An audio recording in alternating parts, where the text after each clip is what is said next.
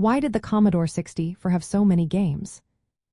Imagine a machine that sparked a whole wave of gaming excitement in the 1980s.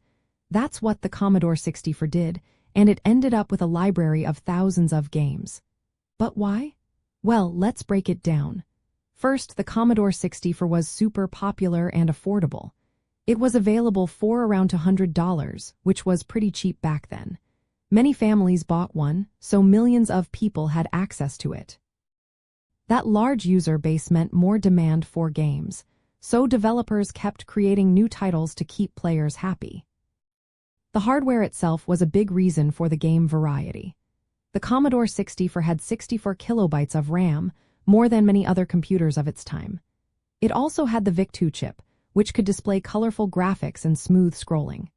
Plus, the SID sound chip gave games rich audio, making them more fun. Developers loved working with these features because they could make more impressive and engaging games. Another reason was how open the system was for programming. The Commodore 64 used Commodore Basic, a programming language that hobbyists and small developers could easily learn. This openness led to a thriving community of programmers making their own games. Many of these were unofficial or homebrew titles, adding even more to the library. The system also had a long lifespan. Even years after its initial releases in 1982, new games kept coming out. It supported different storage options like cartridges, cassette tapes, and floppy disks.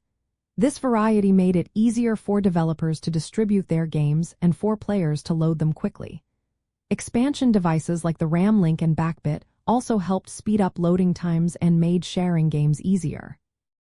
There were also many regional and unofficial versions of games.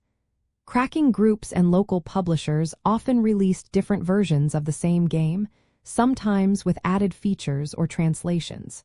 This meant that the total number of unique titles grew even larger. All these factors combined led to an estimated 30,000 games in the Commodore 64 library. That's a huge number compared to other systems of the same era. It meant players could discover new titles all the time, which kept the excitement alive. The vast collection also reflected how creative and passionate the community was. The Commodore 64 became a symbol of home gaming and programming innovation, and its large game library is a big part of why it's still remembered today.